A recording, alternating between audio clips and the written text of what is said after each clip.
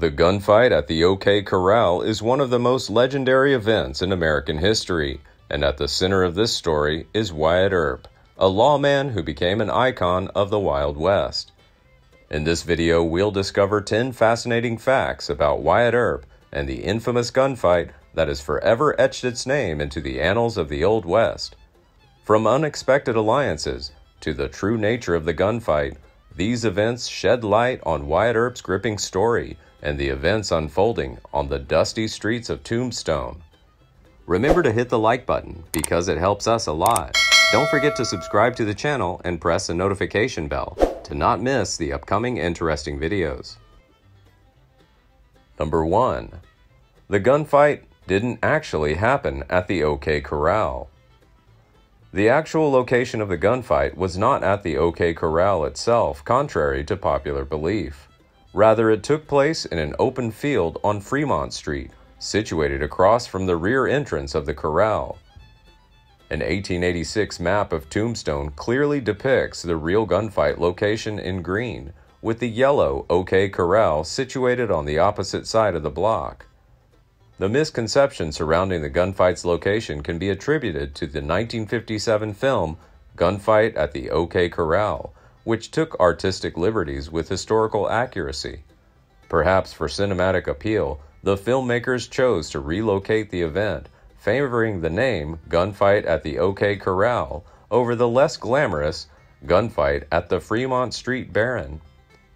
While the OK Corral still exists today, it functions as a horse and carriage rental business within the historic Tombstone district. Visitors can even witness a reenactment of the famous gunfight at this location.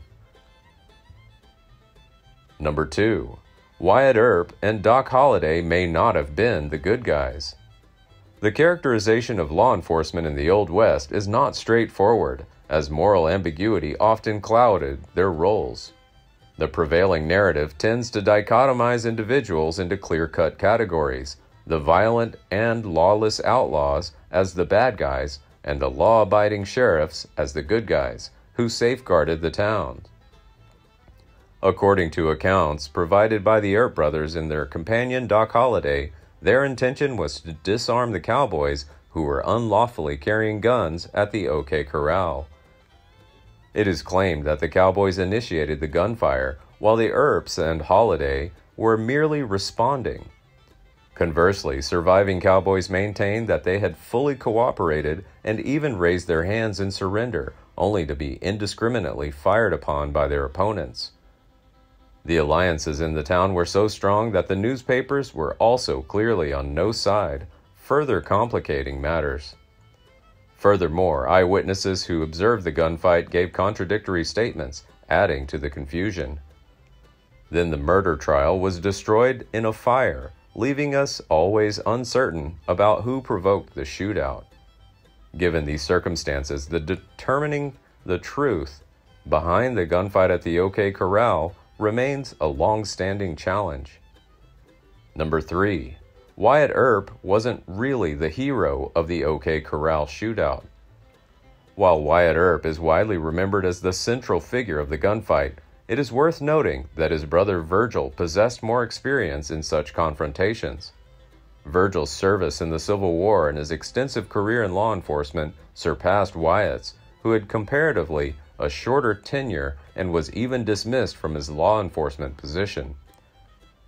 However, Wyatt's fame skyrocketed after the publication of his biography, Wyatt Earp, Frontier Marshal, in 1931, a mere 2 years after his demise. The book, although more fictional than factual, portrayed Wyatt as the deadliest and most feared gunslinger of the Old West. One factor contributing to Wyatt's growing popularity stems from the stark contrast he displays between his fellow lawmen in the OK Corral gunfight. Unlike his comrades, Wyatt emerged unscathed and unharmed, both during the shootout itself and in subsequent conflicts. This increased his mysticism. Number 4.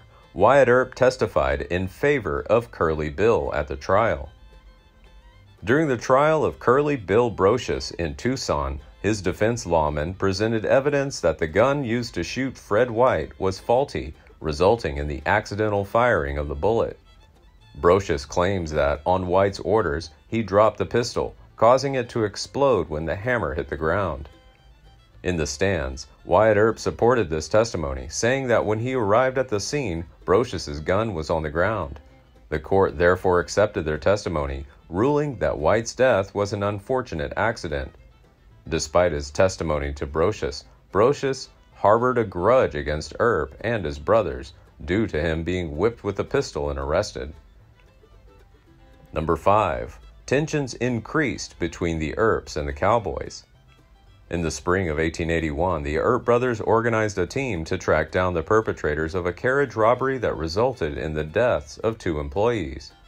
One of the alleged robbers was arrested and handed over to Sheriff Behan for jail. However, to everyone's shock, the robber escaped through the back door of the prison and fled. In later testimony, Ike Clanton asserted that the Earps never wanted to capture anyone alive, preferring to deliver them dead and collecting bonuses. Adding to the animosity between the Earps and the Cowboys was another carriage robbery in September. The Earp brothers clearly saw that the Cowboys were profiting from these crimes by harboring the perpetrators responsible. Number 6. The Cowboys threatened the Earps. By October 1881, the ongoing clashes between the Earps and the Cowboys had escalated to a critical point.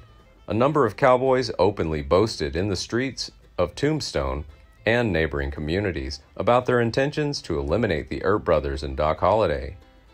At this juncture, Tombstone had implemented a prohibition on carrying firearms for most individuals in the town. When Virgil Earp discovered that a group of armed cowboys, including Ike and Billy Clanton, Frank and Tom McLaury, and Billy Claiborne, had gathered on Fremont Street, Virgil announced that he was going to confiscate their weapons if they refused to leave town. Number 7. Wyatt Earp loses his job as deputy sheriff. Contrary to the idealized image portrayed in later accounts, Wyatt Earp was far from an infallible hero. His behavior was significantly influenced by the profound impact of his first wife's death, leading him to engage in disruptive actions. Prior to relocating to Tombstone, Earp faced a string of lawsuits accusing him of embezzlement and the forgery of legal documents. Moreover, he found himself arrested for horse theft and managed to escape from jail before his trial. Subsequently, he encountered further legal troubles, resulting in his arrest and subsequent fines for visiting brothels. Speculations even circulated that he operated as a pimp. In an attempt to turn his life around, Earp secured a position on the police force in Wichita, Kansas. Unfortunately, his tenure was cut short when he was fired after a scuffle. Fortunately for him, in those days, it was relatively easy to cover up a tarnished reputation. He could simply pack his things and venture to a new town like Tombstone, where he could start over with a new reputation. Number 8. The gunfight lasted only 30 seconds. Indeed, the intense gunfight that resulted in 3 deaths and 3 injuries took place in a short span of less than a minute. About 30 shots were fired in 30 seconds. The film adaptation, Gunfight at the OK Corral, depicts a melee that lasts for several minutes and heavily armed men. However, in reality, each participant was armed with only a single revolver. In the midst of the chaos, it was impossible to determine with certainty who delivered the fatal shots. Number 9. Many townspeople supported the Cowboys. Contrary to expectations, the residents of Tombstone held divided opinions regarding the Earps' actions in driving out the outlaws. The testimony of Cochise County Sheriff Johnny Behan in court further fueled this division. Behan claimed to have witnessed the Cowboys attempting to surrender, which cast doubt on the Earps' motives. However, it's important to note that even the sheriff himself had allegiances within the close-knit community. Virgil Earp had clashed with Behan on multiple occasions, accusing him of turning a blind eye to the illegal activities of the Cowboys and sympathizing with the criminals. Adding to the complexity of the situation, Wyatt Earp's common-law wife, Josephine Earp, had previously resided with Behan for 2 years before entering a relationship with Earp.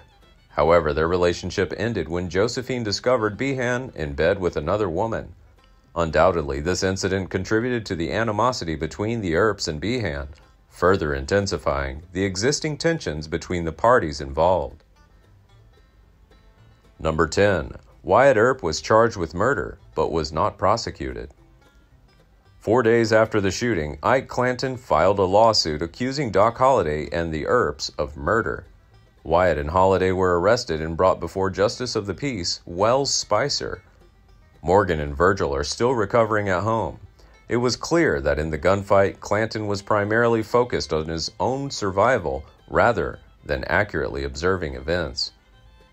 All witnesses supporting the Cowboys assert that Wyatt Earp or Doc Holliday fired the first shot, with differences arising even in the descriptions of the weapons Holliday used, be it a shotgun or a pistol. In the end, the judge declined to prosecute any of Earp's parties, citing insufficient evidence after a hearing that lasted more than a month, which also included written and oral testimony from witnesses. Please like and share if you find the video content interesting and useful. Don't forget to subscribe to the channel and comment below so as not to miss the upcoming interesting videos. Thanks for watching.